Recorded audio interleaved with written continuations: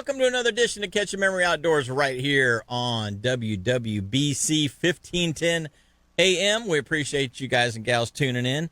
Also, you can get us at 99.9, 94.7, 100.7 FMs. You can get us at catchamemoryoutdoors.com. And, of course, good morning to those of you guys and gals out there on Facebook. Give you a big wave. Appreciate y'all tuning in. I'm Captain Jim Ross, and we're going to do this thing that we call Catch a Memory for the next 2 hours. We appreciate y'all tuning in, and hopefully you will enjoy the show. John Capt, Captain John, is in the house today. Morning, hello. You're not here under the proper pretenses, though, are you? The wind is blowing at the right direction and the right speed for you to be on the water. The interval's the other same. Things that are messing you up right now. Yep. I'm riding the bench for a little while. Yep. We got injured reserve, right? Injured reserve. But John's in the house with us, and we appreciate you guys and gals tuning in. John, it's being sidelined is very difficult. When I broke my back a couple of years, I broke some vertebrae in my back, and I was not on the water for 4 months. And let me tell you, that is, for a guy that spends more time on the water than he does on dry land, that's a difficult thing for you to adjust to. And so I'm sure that you're having some issues with this injury scenario. Oh, yeah. I take every chance I get. If I can see the water, go on the water right now, even if it's at the beach. I mean, my wife and I took the kids over to the beach just after the hurricane just to see the salt water. Yeah. Just to be close to it. Yeah. It's being like a caged animal. It really is. It's frustrating. You start pacing. You do start pacing because it's like, man, I am not doing what I was built to do. And when you're not doing that, man, it's just crazy. Now, you had an injury. It's an OJT type of a scenario. But in your other, so fishing is one thing you do, but in your other life, you're a fireman. Yes, sir. And so let's talk a little bit about, what went on in Volusia County again this year with Helene and with Milton, because people, there's you guys and gals out there, some of you may not know because of all of the coverage of the West Coast, all of the storm damage that happened over there, all going up into the mountains of Georgia and South Carolina and North Carolina, all of that happened up there. A lot of people may not know that Volusia County got absolutely slammed again. Yeah, we had some pretty extensive flooding on the east side of the county. And right now the west side of the county is paying for it because the St. Johns River flows north. We've had a north wind for a while, so our water in the St. Johns flows north. If we get a wind out of north slowing it down in Lake George, it starts backing it up. That water's got to go somewhere. It either goes west to the St. Johns or east to the intercoastal. Man, so as far as the flooding goes, was it you or was it your brother Mike that a couple of years ago one of the hurricanes came through? You had a video of a tarpon that was me swimming down the street on a subdivision off Lantern Lane in Port Orange. That subdivision was flooded again this year. Flooded again. Yep. Feet of water. So you get to make, unlike a lot of other people, get to make runs. What do you call them? They're calls. Runs. Calls. Yeah. So you're making runs into scenarios that people are running away from. Yep. Or stuck at. Or stuck in. Yep. And so you're out and you're trying to help these people trying to get out of their homes and stuff. Tell us, tell the listeners out there, this is going to kind of all tie into Amendment 2, okay? And it's all going to kind of tie into why we need to slow development and be much more thoughtful about development, because here you have subdivisions that are continuously flooding at this point. So this Lantern Lane, they've got a canal system that runs pretty much next to Nova and all that subdivision there, and it runs out to the intercoastal. But when there's a pumping system, I guess Port Orange and New Smyrna, and I believe Edgewater has some sort of pumping system that pumps water to these canals that gets out. But when our water table is so high already with Helene and the rain, we've had a very wet, rainy season. Right. And all of the rain before Milton was just as bad. I mean, we had I don't know if it was feet, but it was a lot of inches. There was a lot of rain. And then I know when we flooded 2 years ago over there, we had I think 19 inches of rain in 18 hours or something like that. I think we only got 15 to 18 inches, but it was over 2 or 3 days. Yeah. So it would seem like it would have time to run off. It didn't. It just kept getting higher and higher and higher and higher. So, it makes makes your job very difficult. And like you said, you were driving a boat around in the streets in New Smyrna, and I guess Port Orange as well. Yeah, Port Orange, South Daytona. Yeah, that's just nuts. And I've seen some of the flooding going on over in Orange City. Yep. I mean, there's literally all you see is the rooftop of some of the houses in Orange City. It's amazing to me. Areas that have never really been prone to flooding are flooding. I mean, I believe Port Orange flooded years ago. I mean, early 90s, late 80s, they had some flooding going on. But places that had never really flooded are flooding now. And what's your take on that? I mean, you're running the whole area, running into these calls. I think development has a lot to do with it. Obviously, a very wet rainy season doesn't help. But, I mean, there's all of our natural wetlands that kind of move the water, estuaries that move the water away from the highlands and kind of back into the estuaries, back into the river, back out to the ocean. We're putting a lot of houses, a lot of subdivisions, a lot of condos, a lot of apartment complexes. And when you take away all that sand and all that environment that normally brings the groundwater, surface water. That sponge. Exactly. Well, there's no sponge anymore because concrete doesn't absorb it. It just sheds it away. Yeah. You know, unlike out west in California, they have all those big concrete canals. They knew it already. Concrete doesn't absorb it. We've got lots of concrete. We need water to go somewhere. So they build all those big, they've got huge, massive channels, massive canals, and it runs right out to the ocean or the next river. I've been out to the Los Angeles area as an example, and you're exactly right. They have canal systems that look like the Intracoastal Waterway from like Oak Hill to Edgewater. They're that wide, that 12, 15 feet deep, to be able to just, and concrete to be able to just move massive amounts of water away from the subdivisions and things of that nature. That way they don't get the erosion. But they've got elevation to be able to do that. Exactly. We're flat. We don't have elevation. So our swampy areas, our woodlands, our natural green spaces are our filter, are our sponge to absorb all that water. Because if you take, you said it perfectly earlier, 20 years ago, 30 years ago, you had to build 3 or 4 feet above the actual grade of the land. Okay, so all of these subdivisions that were built 20, 30, 40 years ago are all 2 or 3 feet higher than the surrounding ground. That kept them from flooding. Well, now you've got massive amounts of building, massive amounts of habitat destruction and loss, because now all of those areas are being built up 3 to 4 feet higher than the 3 to 4 feet that the subdivisions were built up 2 and 3 years, or 20 and 30 years ago. And so now with those being that much higher, they used to be the low spot. Now they're the high spot. Now those subdivisions from 20 and 30 and 40 years ago become the low spot. Exactly. And so the water's running from the new high spot, which was the low spot, to the new low spot, which was the high spot. Yep.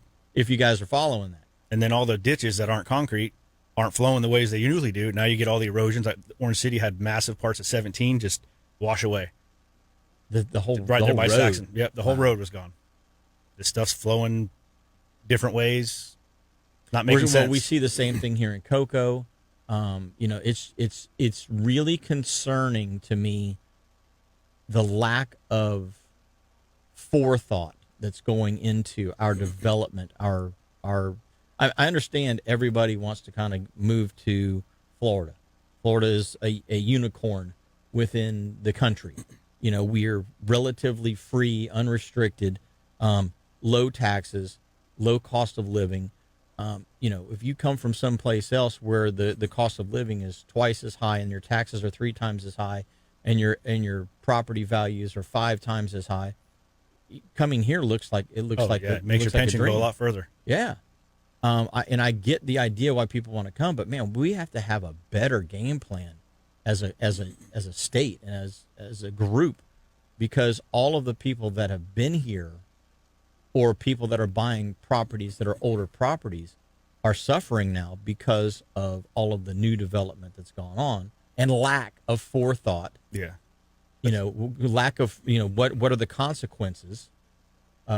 Thinking about what are the consequences is if we take this 200-acre plot and raise the whole thing 4 feet. That's all that water's got to go somewhere. And man, we're seeing it. Um, by the way, what kind of boat is that you guys are driving around through the subdivision? We've got a Rescue One connector boat. It's 19 feet long. The guy that was stuck in Katrina was a marine engineer, architect, and designed it, and it floats in 8 inches of water. It's got a 90 Yamaha on the back of it. It'll hold 10 people, and it's an aluminum hull flats boat. It's got some chines on it. It slides like a flats boat. It drives like an airboat, and a jet ski had a child. So it goes good going forward, but the transom's kind of stepped in. So it's got kind of float tunes on the back of it, so it doesn't back up real well.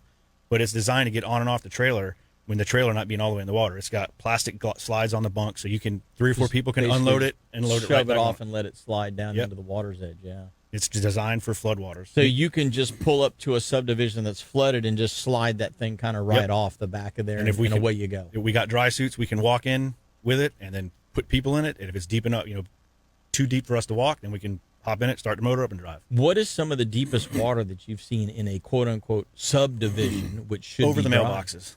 Over the mailboxes. That's how we judge. That's how I judge if I'm going to run the boat or not. If I'm driving the boat and we launch it and it's about a foot below the mailbox, I'll drive it. I don't like it when it's about halfway to the mailbox because there's fire hydrants. There's people have stuff in their yard, and with a prop in the water, they're not even with a jet. People take surface drives. I think a mud boat motor would probably be pretty handy for something like that. But that could be something you could drag the bottom with a sked or hit concrete or who knows yard or coquina rock, you name it. But when it's at the bottom of the mailbox, even if the hydrant's there, you still got about a foot below the bottom of the boat where that fire hydrant's going to be.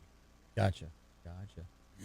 It's interesting. The reason I ask is I saw some pictures that you showed doing some water rescues, or maybe you just sent them to me. I don't know if you actually. They were actually. We had a photographer with us, Nadia Zoomerman. Actually, she works for the News Journal. She took pictures.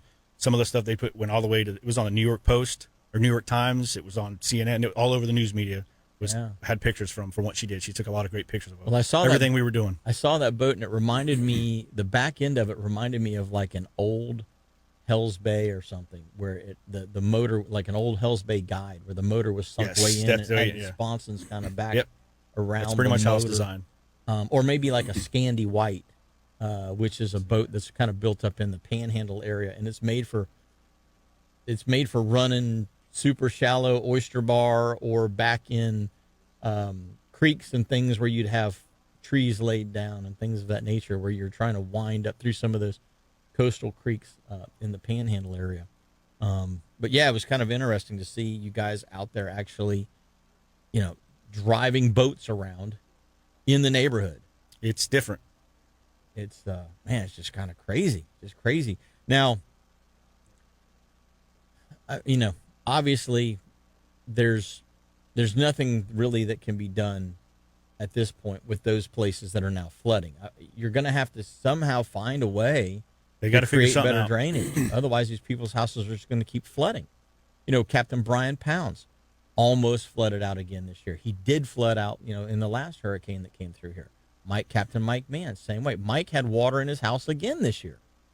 And, I told him, I was like, dude, when's the for sale sign going in? Several of our firefighters have had water in their house last time and this time. It's crazy. Just crazy that we're allowing that to happen. So kind of to wrap this whole thing back around before we get into actually talking about fishing, because of the development and the overdevelopment and the lack of foresight to where's the water going to go when we have an event like this, this is one of the reasons why voting yes for Amendment 2 is kind of important. It's not really highlighted. It's not at the forefront of why you should vote for it. It's, because we want to have a guaranteed right as Florida residents to hunt and fish in the state of Florida. We're thinking of it in that way. But you also have to think about this. And the developers are kind of quietly behind a no on Amendment 2. Yeah. The state of Florida could say nope. Because the state of Florida could say, no, we need this land for people to be able to access to hunt and fish. And no, you cannot develop on it. And I understand that development is a huge revenue generator, when you start looking at tax bases and things like that. But it's not that, my family, nobody's family's from Florida. You know, I mean, I don't know anybody that was a native Indian from back in the 16 or 1500s, and they've lived here their whole lives, and their families lived here their whole lives. I don't know anybody like that. Okay, maybe there are, but I can tell you that my family moved here. My family moved here from, you know, some of them from New York, some of them from Pennsylvania. They saw it as a better place to live, and they came here. They wanted to be here, you know. And but when you look at when my grandparents moved here in the 1930s and early 1940s, everybody lived on the Sand Ridge. Everybody lived around the water tower in Cocoa because it was the high point of the whole coast. Nobody lived west of the railroad track because from the railroad track west was all floodplain. It was all citrus groves, cow pasture, and floodplain all the way to the edge of the St. Johns River. And people that are just moving here don't have an understanding that if you see where the St. Johns River is and you see where the railroad track is, that's 10 miles. Probably 10 miles. Like I'm thinking of the 520 Causeway. I was going to say, well, it's a lot closer, but that's a 10-mile stretch between the actual river proper that stays wet and the floodplain that supports that river. Yeah.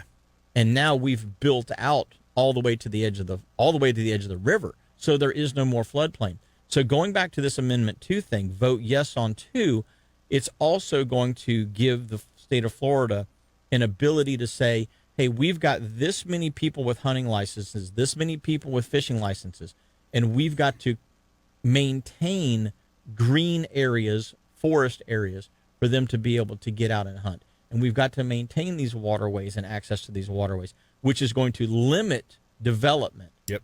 So, in my opinion, Amendment 2, if you vote yes for Amendment 2, it's a win-win. Not only are you guaranteeing your constitutional rights, but you're also guaranteeing the fact that there's going to be a place for you to actually go and take part in those two endeavors.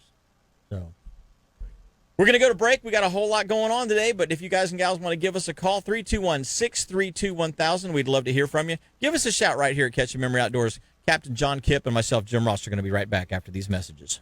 Welcome back. This segment of the show is brought to you by Lamb Deck. If you're looking for an EVA non-skid decking to put down on your boat, give Lamb Deck a try. Lifetime warranty. I tell you what, comfort, comfort, and comfort. That is the main thing that I can say about it. And with that comfort comes safety because it makes your deck a whole lot less slick. And it cleans up really easily, too. We use some of the Starbright product on it, and it comes clean really fast. And I tell you what, just give those guys and gals up at Lamb Deck a shout. You're going to be impressed with their EVA non-skid decking. And, you know, coming back at the end of the day, not feeling beat up is a whole lot better than feeling like somebody's been pounding your knees with a hammer for the last hour on that run back into the dock, you know? Oh, yeah. I see a helm pad in my future. Oh, man, I can't live without mine. I can't. 321-505-4888. That's 321-505-4888. Give Tom or Jared a call and or Jaden a call and get yourself set up, even if it's a helm pad, you know? But I'm telling you, if you can do your whole boat, You're going to be impressed. That's Lamb Deck up in Titusville. So, John, we were talking about, during the break, red snapper, okay? And there's a lot of these little mini red snapper permits, these permits that have been put out.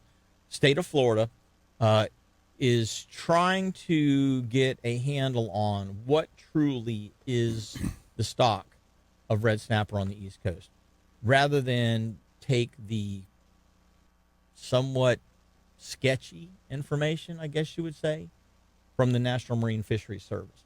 So they've issued, and you can apply for like a gator tag, like a quota hunt.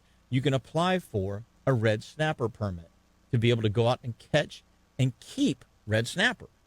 Well, a lot of people applied for it, and so I was talking with Captain Joey from he runs the Sea Trident for Greg Rapp down here in Port Canaveral. And he was not running the Sea Trident on Thursday morning. They were going out doing one of their quote-unquote red snapper trips.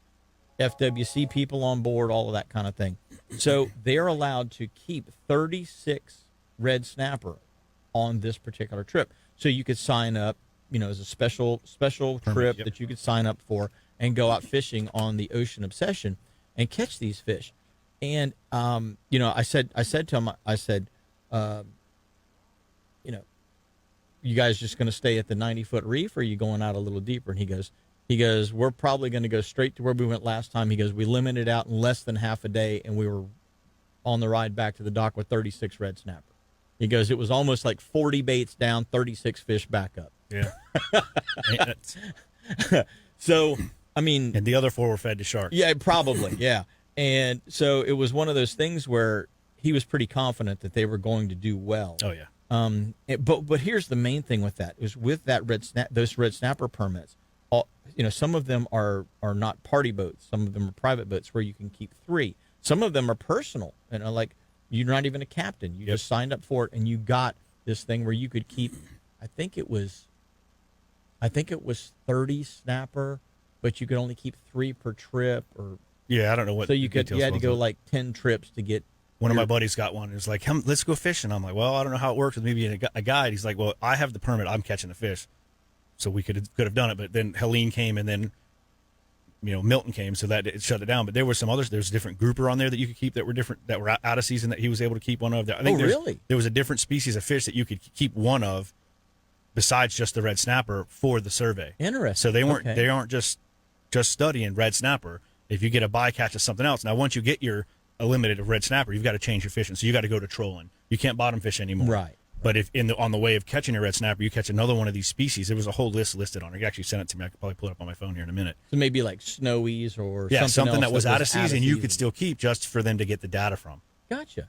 And so what you do is you call up the FWC. You say, hey, we're going to go on this day from this port. We should be back around this time. 24 hours prior to fishing. Yep. And so you go out and you come back, and they're waiting for you at the dock, and then they take the otoliths or the skeletons or do whatever they take. The biologists do their biologist thing. You get to keep the fillet. They keep the carcass, let's say. And so the state of Florida is trying to gather enough data through solid scientific research. Their own research. Through private individuals, party boats, charter captains, through all of these different user groups to find out, exactly how long is it taking people to go out there and limit out on red snapper, and what size snapper are they catching. So it's a pretty neat concept, and I think what's going to happen is the state of Florida is going to come back and say, look, these are our findings, okay? Not based on some, supposed number of fish that there used to be in the water. These are what we're finding right now. And so in collection, in with the federal dates that they've had over the past 8 or 9 years, where they only give us 2 or 3 days to go catch a fish, or one like last year, in conjunction with those information, they're going to compile their own decade worth of science, not imaginary, pull it out of your whatever you want to pull it out of, to your shoe, your whatever, and say, hey, this is what it used to be. They're going to say, these are our factual numbers over a decade of doing this. And so we're now going to take this fishery over and hopefully open the fishery back up. That's the end game, which would be best case scenario for all of us. So hopefully we see that. Let's go to the phone lines. We got Captain Mike Mann on the line this morning. Good morning, Mike. Hey, good morning, guys. How are you today? Doing good, buddy. What's going on? Man, living the dream. Sitting in the truck trying to let my wife sleep in and having a Saturday off. It's kind of nice. But, you guys were talking about the red snapper. And, one of the things when I talked to one of the NOAA scientists or whoever it was, representative, said, well, based on the amount of fish that die after being caught during the off season, I'm like, how do you guys get that number? Well, we have a formula that comes together and, A plus B minus C, D, X, and Y, and that's what the kill rate is. And they were coming up with something like 80% that are caught and released never survive. The number I heard was 40%. I heard 4 of every 10 fish caught don't make it. But you're probably closer to being correct on some of the spots, because when the shark population is what it is now and has exploded over the past decade, it's very difficult to get fish to the boat in some cases because the sharks are mowing them down. Right. And so when you release them, that's. Yeah. Yeah, I had one of the barium release tools that disappeared while dropping one down, and the only thing I can imagine is a big shark. Hit it and took the tool and everything. Yep. And, Yep. you know, and that's typically, like, what I do is if I'm getting sharked bad, I move. That's the best thing to do. Because, you know, all you're doing is bringing more in. The more that get eaten, the more sharks it attract. Oh, yeah. Action brings And, action, unfortunately. Between the sharks and the barracuda have gotten bad too. Oh my gosh. But, you know, it's, you move to another location that's less sharky and, you know, and you continue catching. But it's, the amount of red snapper out there is insane. I think we limited out on our one day in about 15 minutes. Now, granted, that was only 6 red snapper, and I'm the guy who likes to keep like the 15-pounder. I don't want a 25, 30-pounder. I like a 15-pounder. 12 to 15 tastes the best. Oh, most definitely. And, you know, I don't understand. It's been proven over the years that slot limits work. Yep. Give us a slot on it. Yeah. And not the slot like they did on the Goliath. That's ridiculous. And here's the other thing, real quick, Mike, is that the mortality rate on released fish is, let's say it's somewhere between 40 and 80%. 40% is too high.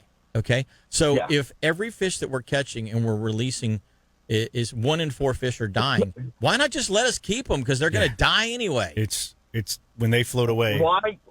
Yeah, why feed the shark problem? Yeah. Feed the humans. Hey, Mike, can you hold through the break? Oh, yeah, most definitely. Okay, hold on just a second. We're going to come right back after this break because we got to get this thing out of the way. I want to talk a little bit more about this and then, of course, what's going on in Mosquito Lagoon this week. So don't go away, gang. Captain Mike Mann's on the line. Captain John Kipp and myself, Jim Ross, are in the studio. We're going to be right back with more Catching Memories, so don't go away. Welcome back. This segment of the show is brought to you by Sun State Pest Management. Now, you guys remember I was talking about last week after Milton came in, walking around the backyard. There's ant mounds everywhere. I'm like, what in the ant infestation is going on? Call my guy Chad at Sun State. They are gone. That's nice. They're absolutely gone. So it's really nice because I don't have to worry about walking around in the backyard. The dogs rolling in the backyard. They like to go out and play in the grass and roll around and then getting all tore up by the fire ants because they be dead. So that's the best case scenario for both you and me. If you've got a pest problem, call Sun State Pest Management. Super easy to get a hold of them. 800-781-7378. Have them take care of your pest problems for you like they did for me last week. I tell you what, it's so nice going out there and not seeing all those little black mounds of dirt sticking up through the blades of grass. And everybody moving here, welcome to Florida. Yeah. You should see those things when it floods. They all float. They raft. They band together and raft. And the second they touch your boat, or your leg, you have to get out. They're done. They're crawling you like a vine out of the water. Yep. Yeah, that's when the horse pasture floods once in a while, all of a sudden here they are floating ant mounds. Oh, and then they just work their way towards your house. Yep. As soon as they hit something dry, you're right. They start climbing.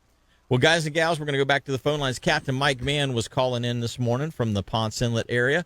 And Mike, we were talking about that whole red snapper thing. Over the break, John was just saying that there's actually a position open on the South Atlantic Marine Fisheries Council board. Really? For somebody to apply for. So if there's anybody out there that's interested in that, in listening to this program or watching on Facebook, NOAA is looking for another person to be on that board. So it sounds to me like there's a potential that we could get somebody in there with some common sense and maybe some practical fishing, application that they can actually get on there and say, hey, look, there's way more red snapper than what you guys think there are. And we need more than a one-day season here on the Atlantic coast. Going back and talking about the Mosquito Lagoon, though, Mike, last week you said the water was up. It was a little dirty in some places, but some places were still clean. And you were talking about there was a little bit of grass, grass habitat loss. Obviously, it's wintertime. The grass is going to die back. But how is it this week? Because we've had a fairly decent week of weather with consistent winds, kind of out of the north all week. So how's that water looking this week for you? You can still find clear water, still sight fish. You got to move really slow. Wednesday, I went out and I started while it was low light, throwing top water. Ended up with a slam and never pulled the power pole. Nice. Top water, got a redfish, trout, and snook. Not a huge snook, probably 23-inch snook and 22-inch trout and about a 24-inch redfish. Never pulled the power pole. And kind of moved. Once the sun got up, they kind of shut down off of that a little bit. And then went to sight fishing. I think I caught 8 more reds sight fishing, actually out scouting for a charter I had coming up. And, man, there's a lot of reds back in the lagoon. It's nice. I mean, it's real nice. When you can go work down say a 200-yard shoreline and you get shots at 25, 30 different reds, just kind of cruising. It reminds me of 6, 7, 8 years ago, maybe even 10 years ago, when you would get in this timing, and they'd start getting in areas, they weren't schooled up yet, but they'd start kind of preschooling, I guess. The water's actually dropped out quite a bit in the lagoon. It's been really nice having some of that lower water's pulled them. A lot of the reds were up under the mangroves, and you never saw them till you were easing by it, and all of a sudden you'd see one shoot out that was up under a mangrove that you never could see. It's nice with the water getting a little bit lower, but it's still not clean water. I fished the river yesterday, say from North Causeway all the way up to the inlet. Even went out the inlet a little bit yesterday, and it looks like coffee. Oh wow, interesting. Yeah, there's a lot of drainage. I've got John Kipp in this morning, and he was saying that there's a lot of flooding in the Port Orange area, and so obviously that is going to dump straight into the area that you were just describing that has all that coffee-colored water. Yeah, all those tannins, everything for everybody's yard, all the silt. It looks almost like the St. Johns River right now. And, and it makes it a little more challenging fishery because you can't get that reaction strike from the fish seeing what you're fishing. And so you got to use a little more scent. And like yesterday, there was a pretty good bite for about 45 minutes, maybe an hour in the river, and there must have been 10 or 12 boats kind of working the area, and it was just big bull reds. What are they eating? But the guys who were hooking up were the guys using half a crab because it put that scent out. The guys who were using live bait really weren't getting bites. Gotcha. Yeah, John was saying, well, what were they eating? And so that explains it right there. Is more scent coming out of that cracked crab than there was coming off of a free line mullet or whatever. Yeah, and there's some. It's interesting because there's such a mixture of fish in the river system right now. Thursday, I caught a 31-inch bluefish snook fishing. Also snook fishing, I caught a 30-inch about a 30-pound tarpon. So it's everything's kind of mixed up and jumbled up. There's still some good tarpon around. We jumped about 110 pounder yesterday. Seeing them rolling, but man, I think if we have another week of similar weather like this, they're really going to kind of group back up. I noticed the tarpon were starting to get a little more grouped up yesterday than what I've seen in a little while. Before Milton, if you were tarpon fishing, basically you found a few tarpon, there were a lot of tarpon, and now they've been kind of scattered, and it seems like they're starting to find their way back to each other a little bit. Gotcha. Mike, I was just thinking this the other day to myself. This year, I think I saw as many or more tarpon than I did in the last couple, but I caught a lot less tarpon this year. Did you have that same kind of scenario? Yep, same here. As a matter of fact, I had one and we hooked a lot, but we didn't land a lot.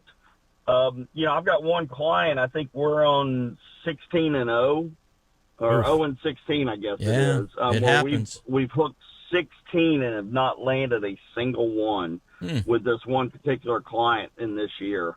And, a lot of it's the way they've been eating.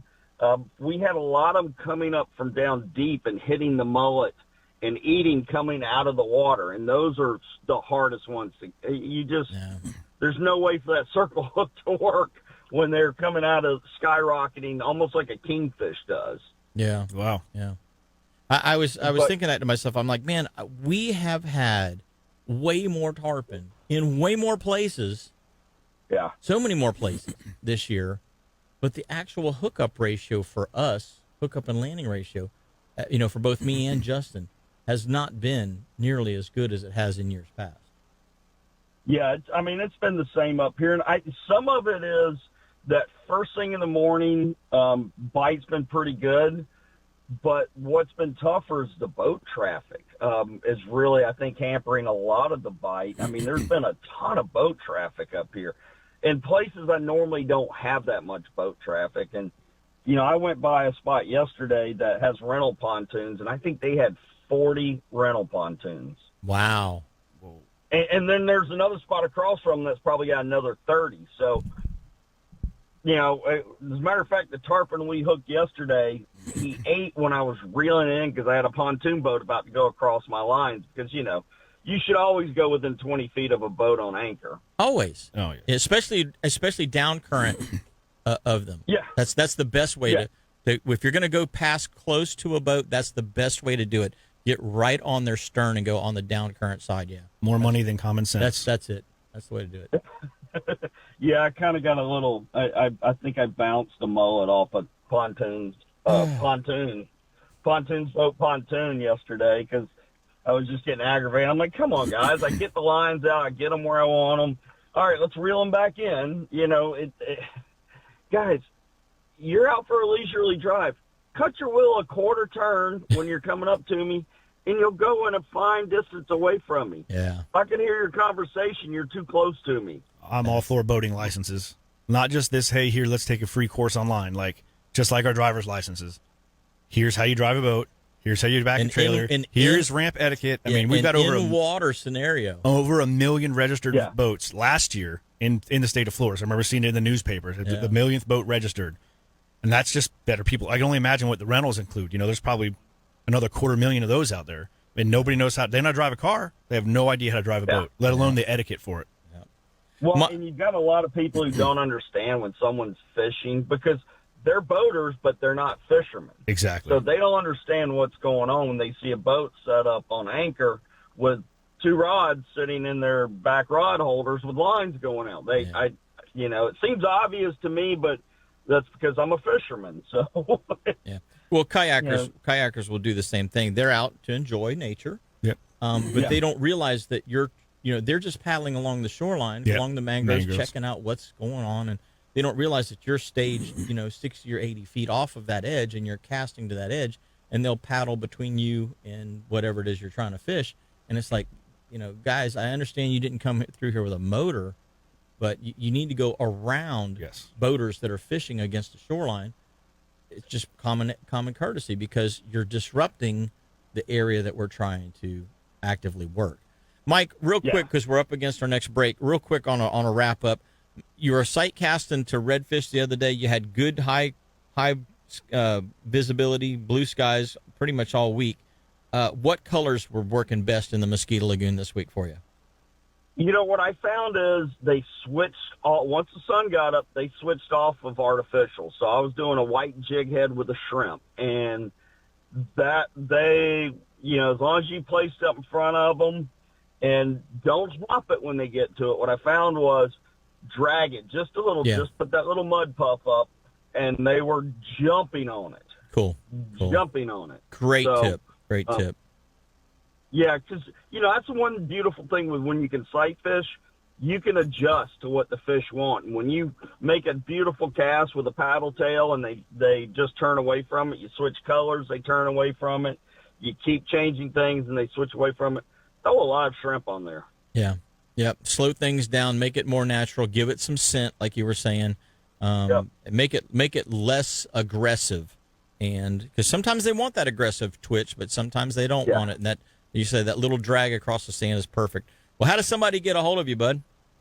Yeah, I've got days available coming up. You can give me a call at area code 386-295-5991. You can go right to my website, fatfishguide.com.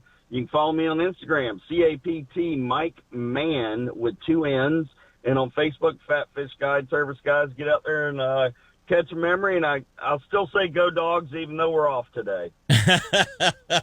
Well, that was a heck of a game against the who did they Texas. That was a heck of a game. I'm not a Georgia fan. I'm not a Texas fan, but that was an enjoyable game to watch because it got really good there at the end of the contest. So I was pretty impressed with it. All right, buddy. Well, you take care. Yep. Enjoy the day off. All right, guys. Be safe. Have a great weekend. All right, you too, buddy. Hey, gang, we're going to take a short break. 321-632-1000 is our call-in line. We're going to be right back with more Catch a Memory after this. Welcome back. We appreciate you tuning in every Saturday. This segment of the show is brought to you by Engel Coolers. And, with the storms going by, if you guys and gals had a couple of extra Engel Coolers laying around, you lost some power, didn't really matter because you could put some ice in that cooler and you had your good cold drinks. If your power was out for an extended period of time, then obviously you could take some of those things out of your refrigerator and freezer that weren't staying cold anymore, and you could dump them in those Ingles.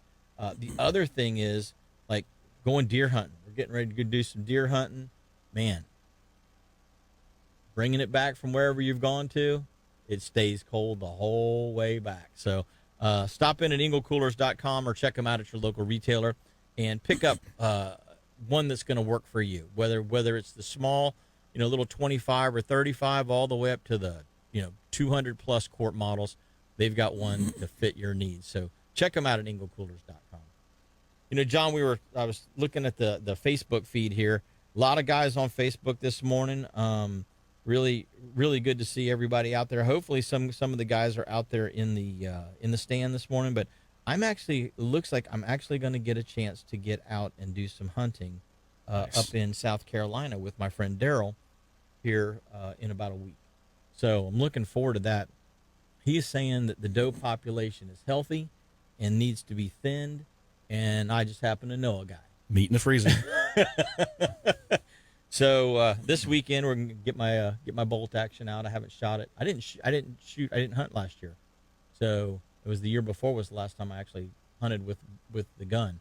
So I'm gonna get the bolt action out and make sure it's still spot on. It hasn't let me down yet. It's been a tack driver, so I'm hoping that nothing's changed, and we're gonna go check it out though. Run a couple rounds through it this weekend. And anything that happens to walk out that looks like it needs to go to my freezer, it's gonna get an invite. That's one thing I never got into is hunting. No, I'd killed a deer with a fire truck. That was it. $40,000 later. Yeah. Hamburger meat in the road. Never got into hunting. Just fishing. Just fishing. Well, I'll tell you, it's it's always a good time to get out. I go to the woods. When I go fishing, it's not necessarily a relaxing type of a scenario for me because I carry over that charter mentality into my It still feels like work a little bit. Fishing. I wouldn't call it work. It's that there's that drive. Yeah. There's that, hey, I've got to perform. Yeah, you don't get that time to just be out there to unwind. Yeah. That's why I go surfing. About halfway through the day, I get that way on my day. Like if I go out with the wife or something. But most of the time, when you start off the day on the water, you're in the starting blocks. You're waiting for the starting gun. You're ready for the race, if you will. You're amped up and ready to go. And I carry that into my personal fishing because I want to perform well, no matter what, no matter that I don't have a paying client on the boat or not, I want to perform well. And so it takes me a little while to unwind. When I walk into the woods, obviously your senses are heightened as you're walking in first light or before first light, that sort of thing. You're listening to every little leaf, every little stick crack under your foot, watching where you're going, every little thing, trying not to touch any of the shrubbery and maybe get some scent on them or anything like that might key the animals off to you. But I get up in the stand and I get settled in, and then you just start listening, and there's this calmness, if you will, that comes over you from just sitting in the woods, listening to the dew drop off of the leaves, of the trees, and then you when you start hearing, crickets and frogs hopping and acorns falling, and all of that kind of stuff, you really start getting in tune with what's going on around you. And then all of a sudden you hear The steps. the step, or that, sometimes you'll hear a grunt, Yeah. especially not so much down here. The big deer don't necessarily talk a lot. So it's almost like they talk only when there's a doe around or where they're with a doe. But the young ones, those little 4-point crab claws, those little 6-pointers, sometimes they just walk around grunting, just talking, like they're talking to themselves as they're walking through the woods. It's the funniest thing to hear them, and you're like, oh, here comes, I can hear him. Here comes the deer. He's coming. And you can tell it's not a real deep sound most of the time. And then, you listen to him walking and talking to himself as he's walking through the woods. It's just, for me, it's a neat scenario because to be able to sneak in and be sitting in basically in their living room and them not knowing it, that's half the fun of it. Oh yeah. Is I'm here and you don't even know I'm here. That's to me, I enjoy that. But that unwinding, just kind of sitting there until you hear that, is also a very unique experience for me, and it's one of the reasons that I enjoy hunting as much as I do. It's not because I'm going to go, harvest something or shoot the gun or the bow or the whatever. It's just the time realizing that there's a different world out there than what I associate myself with every other day of the week. Yeah. Pretty neat. So that's my whole hunting vibe thing. Is I like getting out there and just kind of chilling. Reconnecting. Yeah. It just makes all the difference in the world. Now, do you take your phone with you, or do you leave that at the truck? Oh no, I take the phone. Yeah, I take the phone. There's a couple of reasons why. One, if you need to call somebody, you get in a jam. Yeah. Call somebody. Two, if a sit is slow, I'll text somebody. Hey, how is your sit doing? If I got a buddy that I'm gone hunting with, Yeah. are you singing anything? That kind of thing. Kind of keep in contact. Or if in some scenarios where I have been sitting in a stand and I know there's a guy in another stand, like on a piece of private property, he's in another stand, and I'll say, hey, I see a deer walking along that back, tree line coming your way. It's like the radio offshore. But Yeah. Keep your eye out coming in from your, from your east, your north, your west.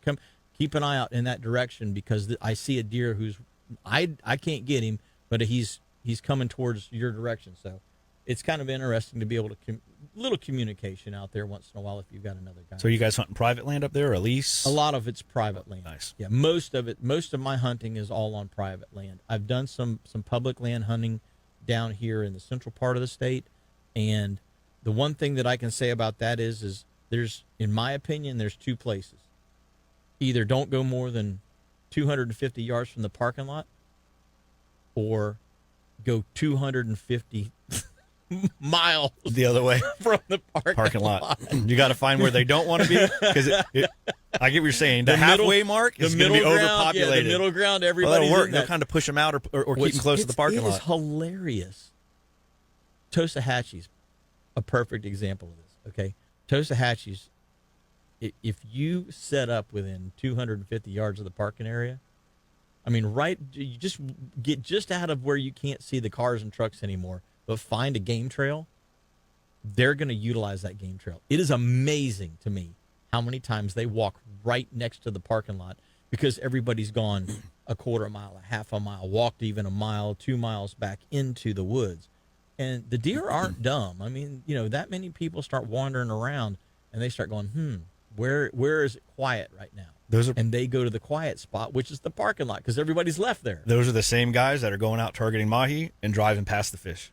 Yeah. Because it's not paying attention. They're going on, they say the Gulf Stream's 42 miles. I'm going to 42 miles. I'm going to start trolling. Yep. And instead of that 125, 150 foot range, and you see even a half a degree temperature change, slight color change, or a plastic bag. Yeah. Any of those signs or a bird, once I get past 125, that's when I start dragging baits. Yep. Stop and look. It's anyway, I just enjoy the heck out of it. So hopefully, Daryl, the guy that I'm going to go hunting with, he has said that there's plenty of doe up there, and Nice. And this is in a farm land scenario. So they're probably healthy too. So they're fat, they're healthy, and they need to go because they're eating the crop. And so the farmers that and it lets them hunt on this lease. It's like, dude, just get as many of them things off of my land as you can get off of it, because to him They're a nuisance. They're a nuisance. Yep. They're eating his crop. They're taking away from money his out of his livelihood. pocket. But for us, that are going to be, for people that are on that hunting lease, it's great because you're getting high quality protein. Yep. When this isn't doing something you love to get it. Yeah, this isn't an old scrub buck that's walking around eating pine cones and stuff like that. He's eating soybeans and corn, and they're nice, healthy, fat animals. So anyway, I'm looking forward to it. So we'll have plenty to talk about when I get back, and getting ready to get my new Keltec weapon. So I'm getting the new P15, which I'm excited about. So I'm going to be talking about that in the upcoming weeks. But guys and gals, we're going to take our top of the hour break. If you'd like to get involved, we'd love to hear from you. 321-632-1000 is our call-in line. Captain John Kipp and myself are going to be right back, so don't go away. Welcome back. Appreciate y'all tuning in every Saturday right here to Catch Your Memory Outdoors. For those of you guys and gals that are just tuning in, good morning. We appreciate you joining us this morning. I'm Captain Jim Ross, and we got Captain John Kipp in the studio with us this morning. John and I were talking earlier about, the flooding scenarios and all of the water dumping in from Port Orange and that whole northern section of the listening area around Ponce Inlet and Mesquite Lagoon. And Captain Mike Mann was just kind of confirming that the water up in that area is pretty turbid right now. We're seeing the same kind of things down in the Sebastian area a little bit. The water down there looked great, and now it doesn't look as good because of that flow coming out of Turkey Creek and the flow coming out of the Sebastian River, same kind of thing. So it'd be interesting to see what the middle part of the river, how it responds. I know the north end of the Indian's going to have Turnbull Creek flowing into it.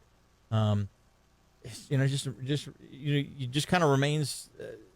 It remains to be seen what we're going to find out there this morning. I was probably going to text my son. He's out fishing up around the Titusville area this morning, and I'll maybe get him a text sent off here in a minute, and try to get him to give us a call and see what the water conditions look like up in that area, because I know that the water between Helene and Milton, the water still looked really good, and there was a lot of fish in that part of the river. There was tarpon to 100 plus pounds, lots of good snook. At the shoreline, the waters were up, all the culvert pipes were flowing, all of those little places where the snook could kind of get into some flow underneath and around some bushes.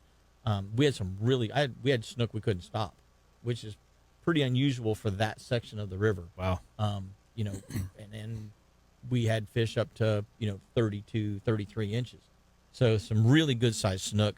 Mike Mann was saying that the redfish and the mosquito have kind of turned back on. Be interesting to see, because we had one trip I had 6 or 7 reds, just throwing paddle tails, and but it wasn't a sight fishing type scenario.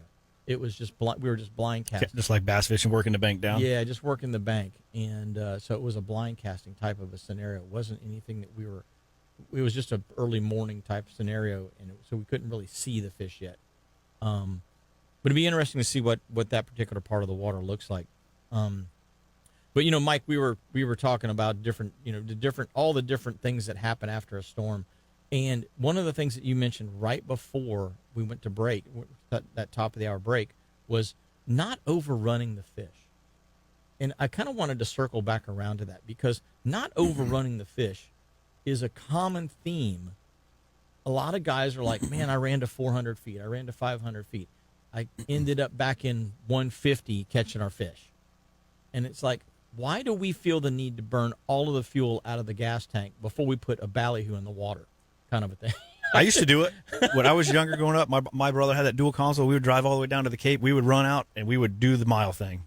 And that's where we were until we got more experience, realizing like we blindly trolled, not looking, and then we would come back in a little bit and be like, oh, we're catching fish, 20 minutes inshore from where we already are. Where we were. Like, what a waste of time.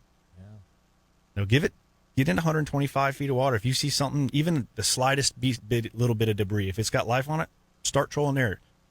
Unless you got good intel. Somebody on the radio saying, hey, I'm mowing them down at 220. Well, I'd probably get just shy of that and start trolling. Yeah. If you're buddies, and you don't want to get on top of somebody. Well, the other thing is, I always look at birds. What are the birds doing? The birds tell you everything. They really do. Oh yeah. I mean, when I'm fishing a shoreline in the lagoon system, I'm looking for white and blue herons. Especially blue herons. If there's blue herons around, there's redfish. They're spayed around. Yeah. There's almost guaranteed redfish on any shoreline that you find a blue heron. Are you going to catch a trout? Most likely. Are you going to catch a snook? Maybe.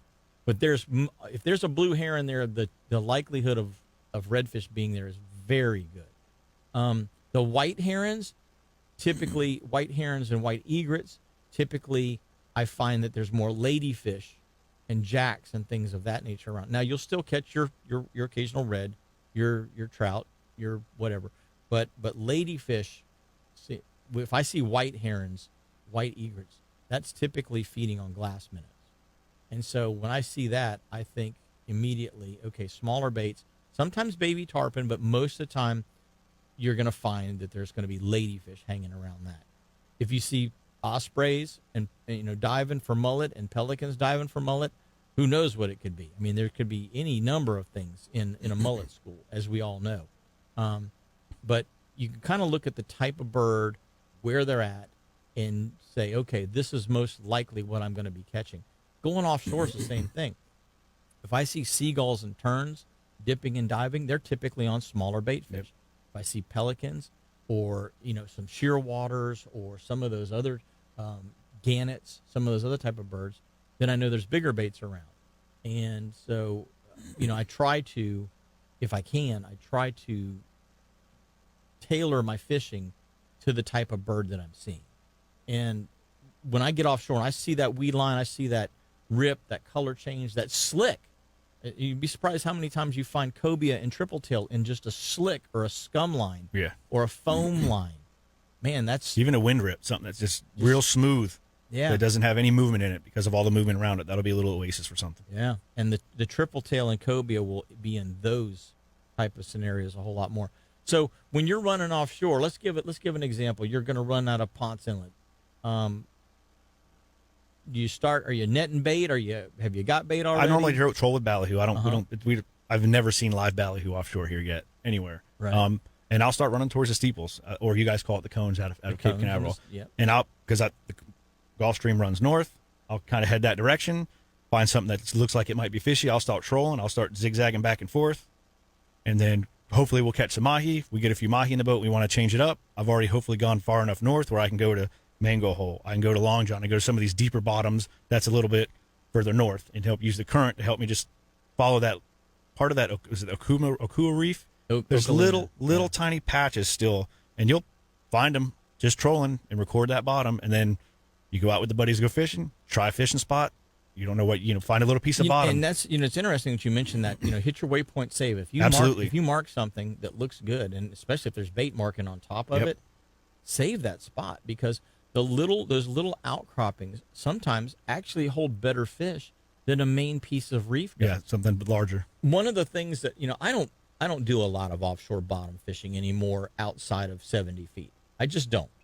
But one of the things that I do on Pelican or 8A is that I've gone along those ledges and see where there's a change in depth that's, instead of a 5-foot change, there's an 8 or 9 foot change or 10-foot change. You mark those places along the reef. If anywhere where there's an east-west kind of a cut, that's a potential spot because it's breaking the current. Yep. An east-west facing piece of structure with a north or south current, normally south to north flowing current, there's a break there. Yep. And so any of those spots along the reef, I try to mark those spots. And so I'll go troll them with live pogies or something, or sometimes we cast lures, or sometimes we do both. I'll get up and I'll just start circling a spot that I am going to try and catch kingfish on, and have my customers cast in some kind of a sinking lure, whether it's a spoon or a heavy weighted Rapala lure they've got some that are like, I don't know, they weigh like 3 ounces, and you throw them out there, and they're only the size of they're like 12 centimeters, size of a large finger mullet or a sardine, about the size of a sardine. But man, when there's schooling fish, those things really, really work well. And I throw it out, tell my customer, cast to 20, and then rip it back for 10 seconds, just fast as they can rip. Just ripping and reeling and ripping and reeling. and then at 10 seconds stop and let it flutter again, and then do it again, and do that all the way back to the boat. So you can cast the thing 100 feet, let it sink down, 50 or 60 feet, and then start ripping it back up. And as you rip it back towards the surface, man, if there's a king mackerel around, he's most likely going to hit that thing. But the other thing that does is it brings up cobia a lot of the time. But a lot of times the cobia won't actually hit the lure. They'll chase it, but they won't strike it because cobia likes scent. Yeah. And so because like a king mackerel he'll just run through the bait. Whether it's live bait, artificial, he's just going to run through it and cut it in try half. and smoke it. Cobia come behind it and track it. Yep. And if they can't smell it, then they're kind of like turn off. Yeah, they're kind of like, okay, the action's right, but I can't smell anything. But what that does is if there's a fish down, it brings those fish up. Then they can find my pogies, or you can pitch a pogie to, if you see them, you can pitch a pogie. So action, like you were saying earlier, action creates action. And so those are the things that I look for, is those little outcroppings and things like that. And that's hitting that waypoint save button. That's such a great tip to tell guys. And then if you fish it, you don't pull fish off of it. Still leave it in there. Because the next time you're trolling, you're going to be like, oh, look, here's a spot. Just put some notes in there. No fish, or the bite was slow. Put something in there. It'll timestamp it. It'll date it. Even with I've got a 7-year-old Garmin, and it's old enough where I can still edit a waypoint in there pretty quick and change the names. That way you have an idea. I try to remember what bait I was using, and it obviously puts the time and the date I'm there. Yeah. And what happened. If it's no fish, I'll just, I ain't fishing this one again. Or 5 years from down the road, I might drive over it again and be like, hey, I don't remember it looking this big, or there wasn't anything on top of it, but it is now. Yeah. I was going to say, that's the thing. At different times throughout the year, based on different current scenarios, sometimes there may be fish on it, sometimes there's not. Just like, what's the most popular wreck that you like to fish out of Ponce Inlet? Probably the ships. There's 3 of them in a row. Liberty ship, yeah. So how many times do you go to them and crush it? Most of the time. How many times you go there and you can't buy a strike? I've had bad days where you can't buy a bite on the same piece that you're like, man, we were crushing them and now we can't get a bite. Yep. And it's like, so every day is a different day, and so like you say, leave that waypoint in there because there's a day that it's going to produce. Yep. There's a day or two it's not going to produce, but it just is what it is. So yeah, saving waypoints is super important to me. Like I have a bunch of waypoints inshore that people will drop like triple tail buoys and stuff like that out. And I'm going along and I see it. If I'm slow trolling for tarpon or something, or slow trolling the beach for kings, I've got my side scan and down scan and everything on. If I go over it, bink, I hit a waypoint save. Am I trying to steal your spot? No. Did I come across it by accident? Yes. Am I going to keep that information? Of course. Yeah, because in a pinch. And then I'll circle, when I get time, either that day or another day, I'll circle back around and I'll go back and see if there's something on it. Yeah, absolutely. They would do the same thing. But what's that? They would do the same thing. Exactly. And I would expect that. Yeah. But here's the thing. I've got a bunch of marks inshore of Canaveral between the tip of the Cape, the buoy line, and the port that every once in a while the shrimp boats come in where they're not supposed to come in. They're not supposed to come inside of a mile and shrimp. Well, they'll come through and they will collect all of that triple tail debris that people have put out there. And so you go through and you're like, okay, that one was there, that one was there, that one was there. You go back and you try and find it and it's gone. So then I'll go ahead and I'll delete that waypoint at that point. But sometimes it kind of looks like chicken pox in there because people put a lot of stuff. Oh yeah, there's a lot of stuff out there. Trying to attract. Well, imagine after a big hurricane, what's going to be out there? Who knows? It's nuts. Well, guys and gals, we're going to take our next break. When we come back, we got a whole lot more. So don't go away. Catch Your Memories coming right back at you after these messages. Welcome back. This segment of the show is brought to you by Petrucci Insurance. Nobody likes paying too much for insurance. Nobody likes paying for insurance, period. Let's just put it out there. I don't like it. You don't like it. Nobody likes it. We hate paying the insurance company our insurance premium. But you got to have it, unfortunately. So make sure that you got the proper coverage. Make sure that you're not overcovered. Make sure that you're not undercovered for your particular insurance needs. Give Petrucci a call. They're an independent insurance agency. They'll farm it out, find out who's got the best rates and the best coverage for your particular needs and save you money. That's what they do. 321-632-1200. That's 632-1200. That's Petrucci Insurance. Give them a call and let them help you save some money on your insurance costs today. Hey, guys, we're going to go to the phone lines. We've got Captain Jonathan Moss on the line. Good morning, John. Hey, Captain Jim. How are you, my friend? Doing good, buddy. I'm doing good. It sounds like I hear a push pole out there.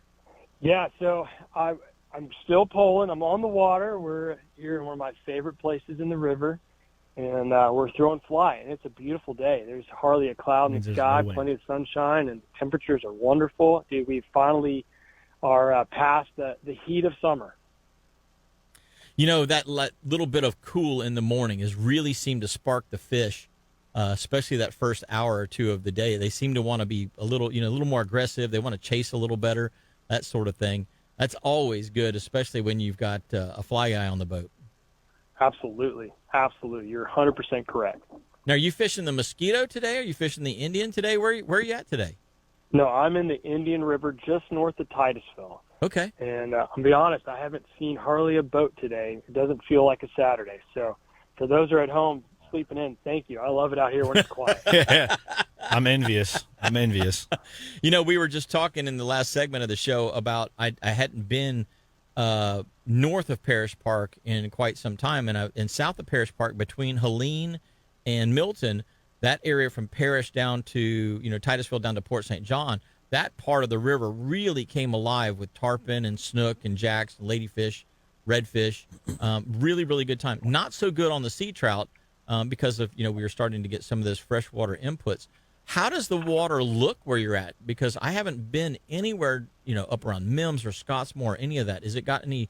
Is it clean enough that you can sight cast really good, or has it got a little bit of a muddy. tea stain? Oh, it's muddy. Yeah, no, it's muddy, tea stained, and I think we're still going to be going into winter. I think we're going to be okay with our grass and our grass growth because it's super important that we have clean water and cooler temps. That's going to really help with our grass growing. Yeah. But with all of that wind we've had lately, it's all stirred up. All that extra runoff, it's stirred up. And then with the sewage dumps we've had because of the hurricanes, that's not in our favor. But I think if we can have a calmer wind-wise winter, I think we're going to be just fine with the current grass growth to continue to grow and stick around.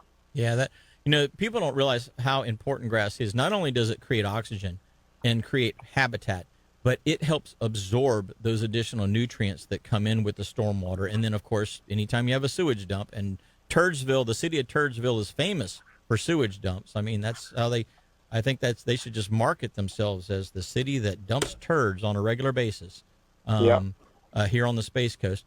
But nevertheless, the water quality in that part of the river, despite being abused as hard as it is by the city of Titusville, is still in decent shape compared to years past.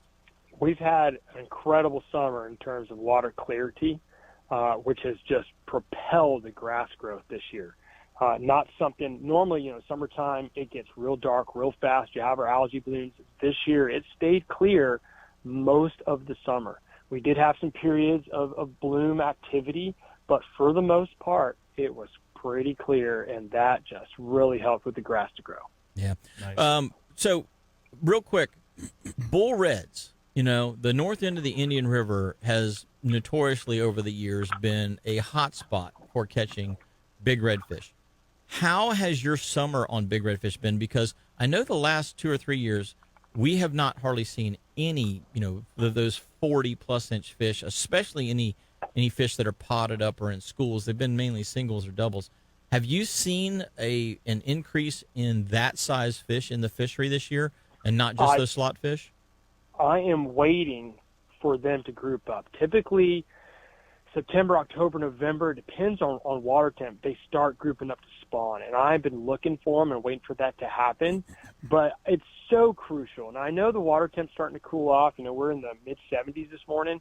If you are going to target the bigger redfish, please take the opportunity, the time to revive those fish, even though the water temps are a little bit cooler now, because those are our breeder fish. It's so important that we're handling those fish correctly. But, we're seeing singles and doubles. I've seen some really good reports of guys on the lagoon side finding some bigger fish, but most of those fish are being caught on bait. And as soon as they group up and start spawning, you have a great opportunity. There's a good bus right in front of us. You have a great opportunity to catch a bigger fish.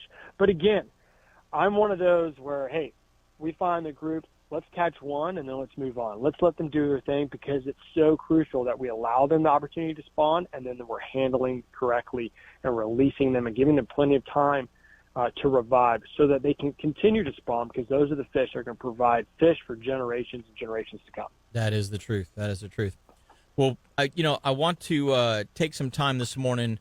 Amendment 2 is coming up, and obviously there's a lot of people out there that are a little confused, and I myself was a little confused. You really have to kind of wade through the propaganda and get down to what is actually going to be accomplished with Amendment 2 if it passes. I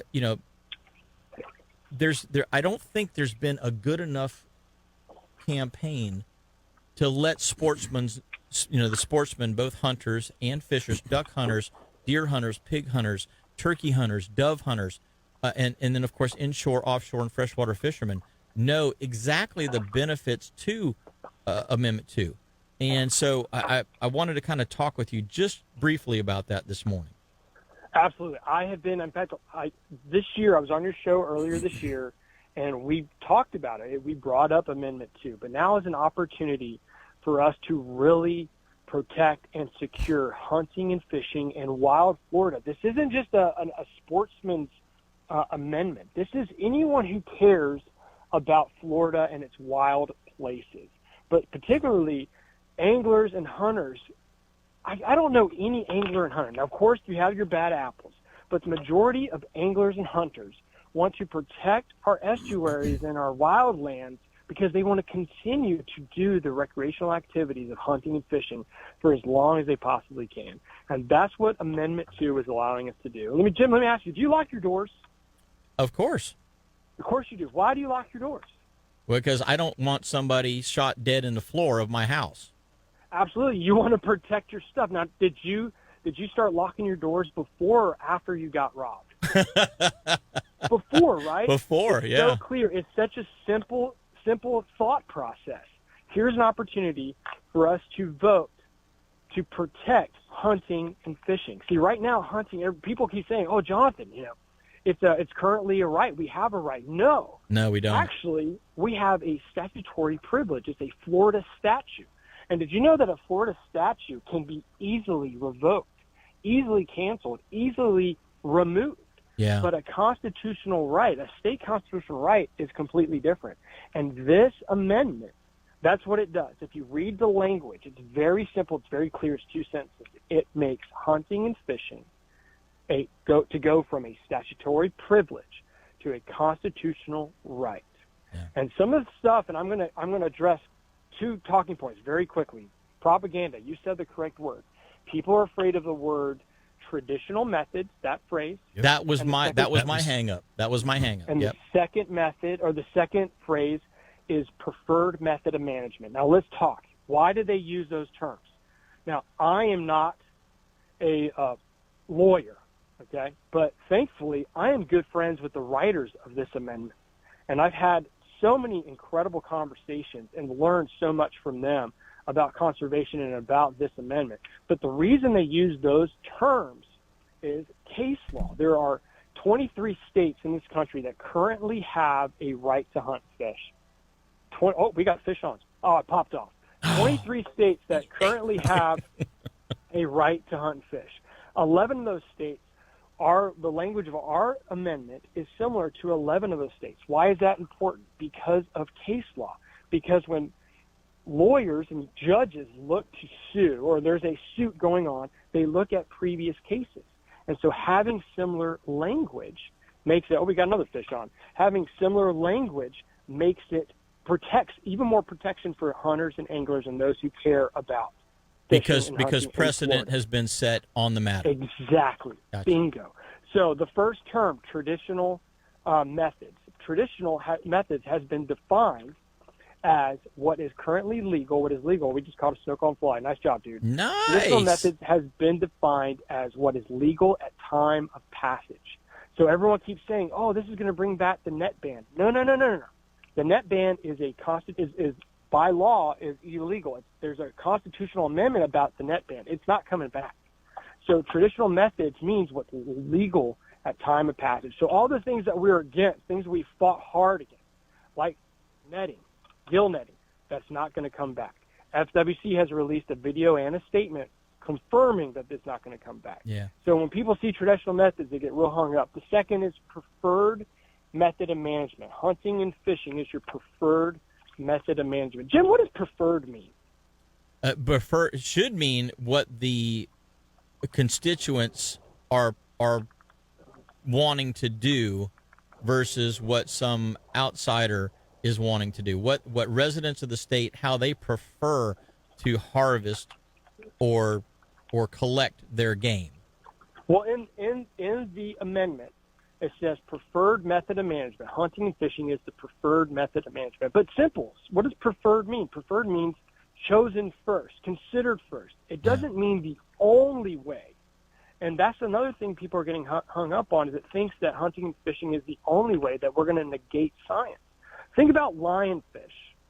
What happened to lionfish? Lionfish were taking over our wrecks and our reefs, and they were just extremely invasive, and they were destructive and killing so many fish on our wrecks and reefs. So what was the preferred method of management? Spearfishing. Yeah.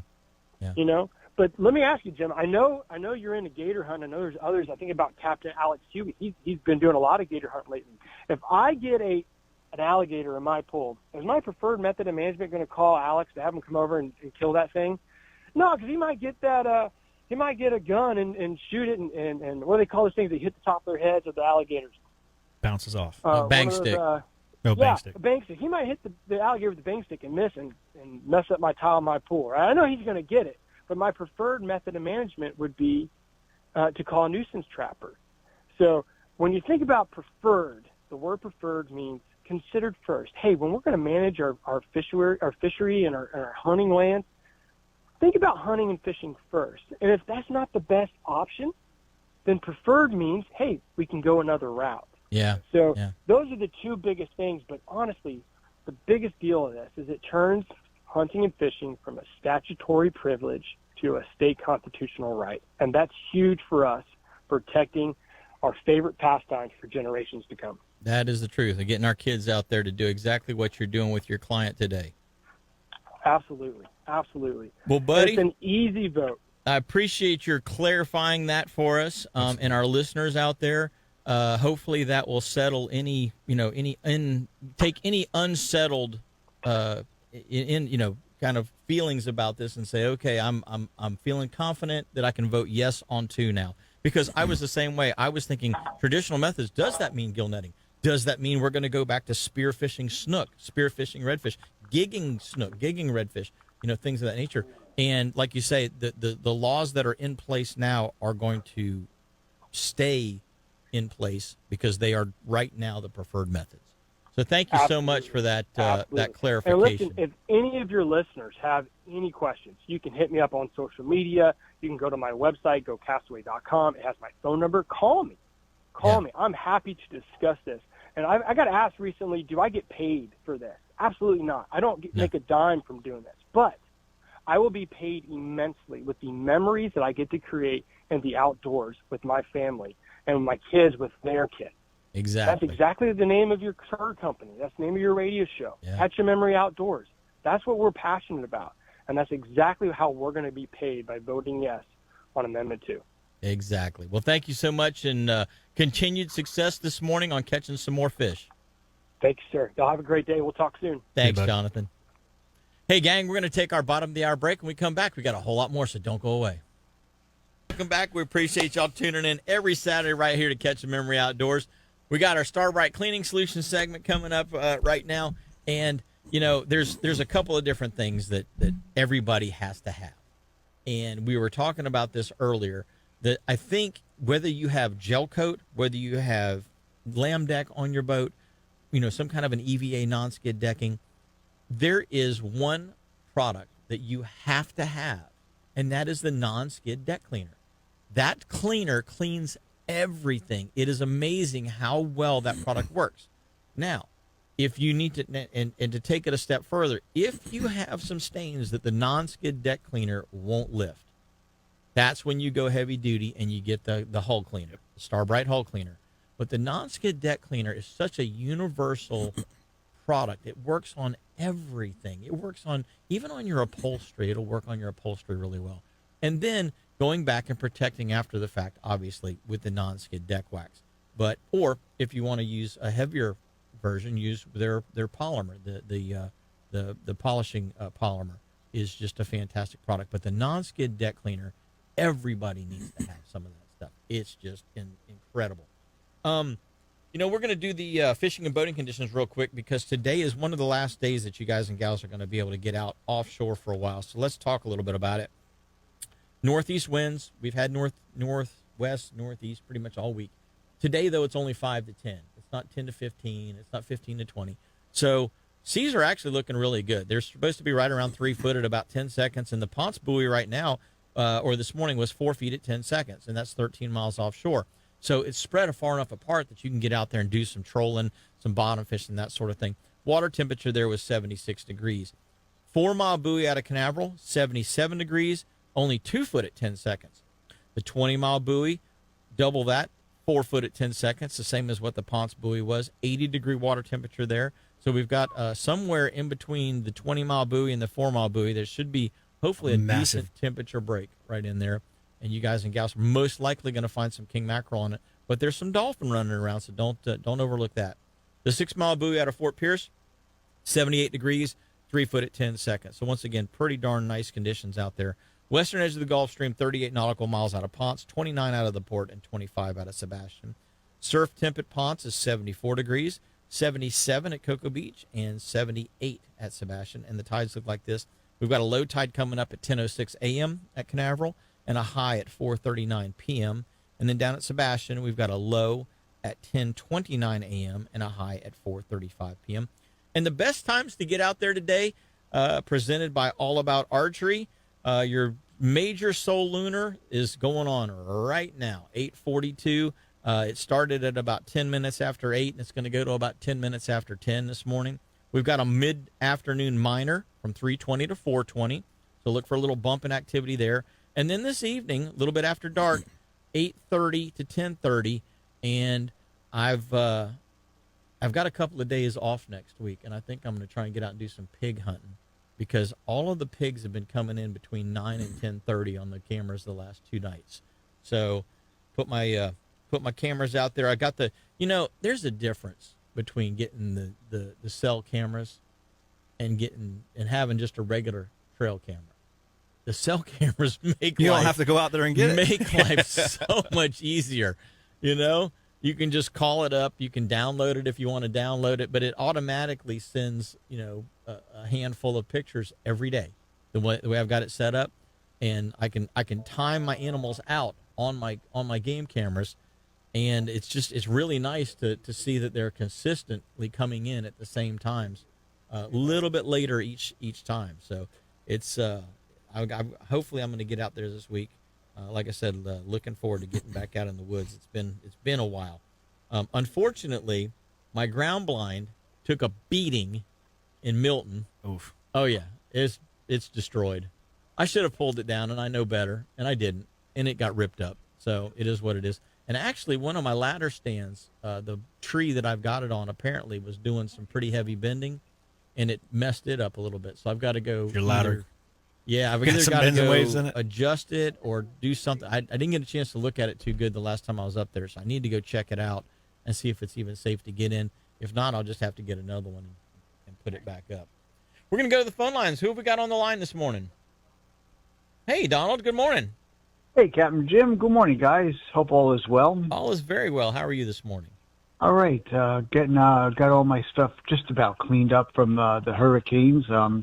Built my new fence last weekend with the help of my son and my wife, and we got 9 panels built from scratch in 4 hours. Nice. That was pretty impressive. But I tell you, it pays to have good framing guns. I've got a 22-gallon compressor, so certainly don't run out of air. And my nice Makita framing gun, and they're We got the 4x4s in and the stringers. I've got one end, nail one end. Got the big 4-foot level on that. My son's holding up the other one. Okay, it's level. Hit the nail into that one, and just my wife's lining up all the pickets. So got that all done on the panel. So still got a little more cleanup, but haven't been out fishing. I'm just calling basically to say hi. Hope all is well with you guys. Yeah, well, I'm glad you guys are getting cleaned up from the storm. How's the actual coast over there? I know that St. Pete South kind of still took a beating. Is everything getting back to normal, or is there? No, not yet. I know one of the beaches open, Fort DeSoto. The campgrounds have been pretty badly damaged. We were supposed to go camping next week, and I booked a campsite 6 months ago because you got to do it like 6 months in advance to get a waterfront site. And I get an email from Pinellas County saying they had to cancel my reservation, get refunded because the campgrounds just took a beating. There's no electricity, there's no water, no nothing. Trees are down, and it's a county-owned park. It's not private, so that's going to be on the back burner, because we got the other, I'm driving through neighborhoods, because with my work, and I'm just seeing all these piles and piles of debris everywhere. Yeah. Sheetrock, cabinets, furniture, and trees just everywhere, on the side of the road waiting to be picked up. I've got a giant pile in front of my house. Yeah, they got one pile out from in front of my house. Now I've got another one out there for them to pick up. I just burnt all my wood debris that I had. I got tired of looking at it. Yeah. Just a little fire last night. Gave the kids some cutters and a saw and said, "Go to town, boys. Let's burn it." Yep. Yeah. Well, buddy, we appreciate the call this morning, and hopefully you'll get back out on the water soon. Yeah, going Thursday on a party boat here at a Johns Pass. They reopened some of the marinas, so I'm going to go support them. I'm going to do a half-day trip on a party boat on Thursday. So that'll be fun on Halloween Day, and that's on the new moon, so it should be a good day of fishing. Yeah. Bite should be good. Awesome. Yeah, so I'm excited for that, and bring home some fresh fish for me and the dogs, and it's going to be awesome. Well, give us a shout next week and let us know what you caught, buddy. Yeah, I will. I certainly will. I can't wait to get out there. It's been over a month. September 21st was the last time I was out fishing, and that's just not good. And that's not good therapy for me. No, not at all. Not at all. Not at all. All right, buddy. Well, we will talk to you soon. All right. You guys take care. Stay safe. You Tight too, bud. lines, everyone. Thanks, Donald. Appreciate you tuning in this morning. Absolutely. Take care. Hey, gang, going to be right back after this last break, and we got a whole lot more. Got another 15 minutes coming at you, so don't go away. Welcome back. This segment of the show is brought to you by Strike Zone down in Melbourne. Stop into Strike Zone and check out all the cool stuff that you can get to get out there and do a little fishing, or they've got even some hunting stuff in the shop. So stop by and check them out. Tell them you heard about it right here at Catch Your Memory Outdoors. Hey, you know what? If you guys and gals are in the boat or in the boat market, Boaters Exchange is having a demo day, and you guys and gals can get involved with this, and that's by appointment only. You can't just show up and say, "Hey, I want to go for a ride." Got to make an appointment, so you got to call Boaters Exchange and get on their invitation list there. Boaters Exchange can be reached at 321-638-0090. That's 321-638-0090. But Boaters Exchange is going to have a 335 Everglades, which is a gorgeous boat. Big old boat. They're also going to have the brand new 285 Cobia. Now, I was over there getting my boat worked on the day that boat, I was picking my boat up the day that boat was delivered. That is a gorgeous mid-sized center console. If you guys are looking for a really, really well thought out boat, I was pretty impressed with it when I climbed up in it, and I was like, wow, this is Fishing machine. Somebody was thinking when they put this boat together. Nice. Everything's laid out really nice on it. Of course, Pathfinder, the 24 TRS, third row seating. It's always a popular boat. And then, of course, the 18 Maverick Master Angler, the HPX, Maverick HPX.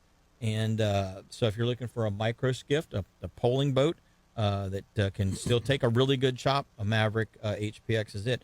So 335 Everglades, 285 Cobia, 240 Pathfinder, and the 18 Maverick are all going to be in the water. This is November 9th. So 2 weeks from today, from 11 a.m. to 3 p.m. down at the Old Galley Yacht Club. But you have to give them a call, 321-638-0090, and get signed up to be able to go on one of the test rides if you're interested. But definitely get out there and give them a call. You know, the other thing, so yeah, I talk to a lot of, and I know a lot of people do their own maintenance on their boats. I personally don't. I let my 5-star Yamaha certified mechanic take care of my boat. It costs me a little bit more, yeah. But do I have peace of mind? Obviously. Now, I take my boat over to Boaters Exchange and have them do the service, the motor service on it. So typically, you know, changing out plugs, changing out oil, changing out filters, I could do all that, okay? But if I have them do it, then whenever I have a problem, I have some recourse because a certified mechanic did all the work on this boat. It's been tracked, it's been documented. So, you know, if I have a problem, which I don't, but if I have a problem, I can go to Yamaha and say, hey, look, you know, this is the service records on it. Everything's been maintained properly. And there's no guesswork in it. But here's the other thing that doing a service for yourself that you cannot do. Pressure test the seals on the lower unit. You can't do that. You know, hook it up to the diagnostic computer and see if something's, you know, missing there. You can't do that. You don't have that diagnostic equipment. You could look right through an issue and not even know it, but they're red flags. They can see it and say, hey. So I get a phone call the other day. Hey, you know what, Jim? Your lower unit seals are starting to fail. Well, the boat's got 1,200 or so hours on it at this point. Never had to change the lower unit seals before. If I would have just changed the oil out in it myself and then gone back and started running through my next 100 hours until I changed my oil again, who's to say that it would have made it another 100 hours with the lower unit seals starting to be compromised? So this is why it's okay to do it yourself once in a while, you know, save money maybe every other, if you're a do-it-yourself guy, and maybe every other time.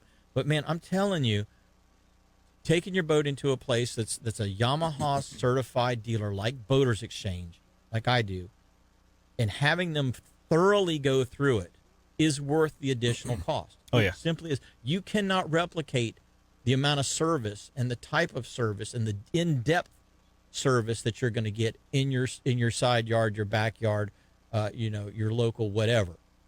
You got to take it to a place like Boaters Exchange and have them do it once in a while. I would have never known, and I could have had a failure that was preventable. Could have cost you a whole lower unit. Could. Worst case scenario, yeah. And then it goes back to, hey, I service the boat myself, and because I'm not a 5-star Yamaha, I'm not a Yamaha certified dealer, period, whether it's a 1-star, okay? I'm not even a 1-star Yamaha guy. So then Yamaha could say, hey, look, you didn't have an approved, you know, person working on this. And so you had no concept that you had a problem, and that problem, your inability to detect it, created the failure. Yep. So we're not going to warranty it. So I mean, when I look at it, to me that's the thing. Is I go, okay, yes, the dealership costs a little bit more, but the amount and the level of service that I get, and the amount of security that I get, and the amount of potential problem related, you know, things related to that problem down the road, it's just worth it. So like I say, I would highly recommend that you guys and gals take your stuff over to Boaters Exchange or whoever your local 5-star Yamaha service center is at least once every 200 or 300 hours. Yeah, if you want to get away with doing it yourself one time or two times, that's fine, but you got to go in and see them once in a while. You really do. Oh, yeah. It's so worth it. Mike, you were talking about going up to Perry, and we only got a couple of minutes left, but you were talking about going to Perry and going through Steinhatchee after Helene. Yeah. And it was just mind-boggling to you. It's a very humbling experience. I mean, now we flooded pretty decent here in Volusia County, or up in Volusia County, but compared to over there, and it's almost hard to describe without seeing pictures of it, how much water moved through there, and thankfully nobody passed away from it. So they're talking about storm surge and with the damage that the storm surge does. And we all see the pictures of, you know, here's a car turned over, or here's a car submerged to the headlights or more. Yep. Here's, you know, flooding that got to 7 or 8 feet boat. You're talking about Feet. double-digit flooding. Oh, yeah. Boats on top of house roofs. Every piece of wood on a house gone, just basic concrete pillars left below it if it was a concrete house on stilts. The one thing that was neat, we went by Sea Hag Marina and the other big marina down there, and even though like the bars and restaurants were it was trashed. All the boats that were on racks didn't even look like they were damaged that much. And then the ones that they had like in a yard on racks, like because they were working on them or just storing them because they run them in and out, they were kind of up on a hill. They're still sitting. Some of them were just wood racks, like not a commercial style rack, but what you'd think in a boatyard, somebody working on something. Hey, I need to get the boat off the trailer, And just still sitting there, just sitting there, not turned over, not nothing. Maybe some T-tops damaged, but that was it. It's me a while for that place to rebuild. Yeah.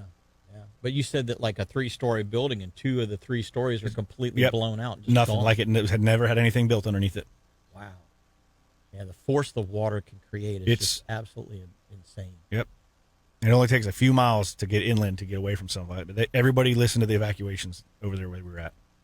So that made it nice. Yeah. Our friends at Assassin are up in Mayo, which is just 30, 40 minutes up the road from Steenhatchee. Yeah. They had a lot of structural damage up there as well. Be interesting to see how the scalloping is out there next year, because I heard Crystal River was kind of hit or miss. Some that's just south of that hit or miss, but I heard that Steenhatchee was like the place to go scalloping this year. Yeah, so and actually all the way over towards Destin, from Navarre, like Navarre, Destin, Carabel, that area this year was really good, from my understanding. I didn't get a chance to get over there, but my understanding is that section of the Gulf was super good for scalloping. Yeah, it seemed the north part was better than the south part this year. Yeah. From the reports. Yeah, definitely. Well, we got about a minute and a half left. What are you looking forward to in the next couple of weeks? I mean, we got dolphin out there right now. The tuna are starting to show back up. We got sailfish showing up. Unfortunately, I look forward to seeing everybody's posts, but I'm not looking forward to physical therapy. But I'll be ready to get back on a boat maybe 6-8 weeks. Unfortunately. So it's going to be a little closer to Thanksgiving before you're out on the water again, huh? Yeah, I mean, I could probably get in trouble with the wife and try to go out, but she probably not like that too much. She's dealing with me being at home now and 4 kids and 2 dogs. She's a trooper. Yeah. So she'll be happy to see me go back to shift, I'm sure. Get her the little bit of an hour and a half of me time she'll get back. Yeah. Well, until then, your twin brother, Mike, is running all the charters. So I'll send him everything that anybody wants to fish with me. I'm going to send him his way. Yeah. And if not, we got a bunch of people down there, out of Ponce Inlet that'll work. We'll get you on the water. I'll tell you, it's going to be a really good fall time frame. Looking at the initial reports, because the dolphin bite right now is pretty darn good when you get out there. Yeah, I saw a report from yesterday. One of the boats out of Ponce. So, and every one of them looked like they were bigger than 10 pounds. So they were full-grown dolphins. Yeah. 2 sailfish too. I think he released. He had 2 flags. Nice. So he had a good mixed bag day. Yep. Groceries and some spindle beats. Well, buddy, I appreciate you coming in this morning. I appreciate it. How does somebody get a hold of you or your brother? Yeah, they can get a hold of me at relaxingfishing.com, REELAXING fishing.com, or give me a call, 386-804-9358. And then my twin brother Mike is Fireline Fishing, and he's got a website as well, firelinefishing.com, or you can call him at 386-837-3827. Nice. Well, we appreciate you coming in this morning. It's been a big time talking about all of the things that the average person doesn't get to see that you in your other job get to see. Just amazing that we've got that much flooding that had gone on up there that it really doesn't get covered. Yeah. Well, guys and gals, hopefully you enjoyed today's show. We're going to be back next week with a whole nother show. But until then, do exactly what John and I are going to do. Get out there and catch yourselves a memory.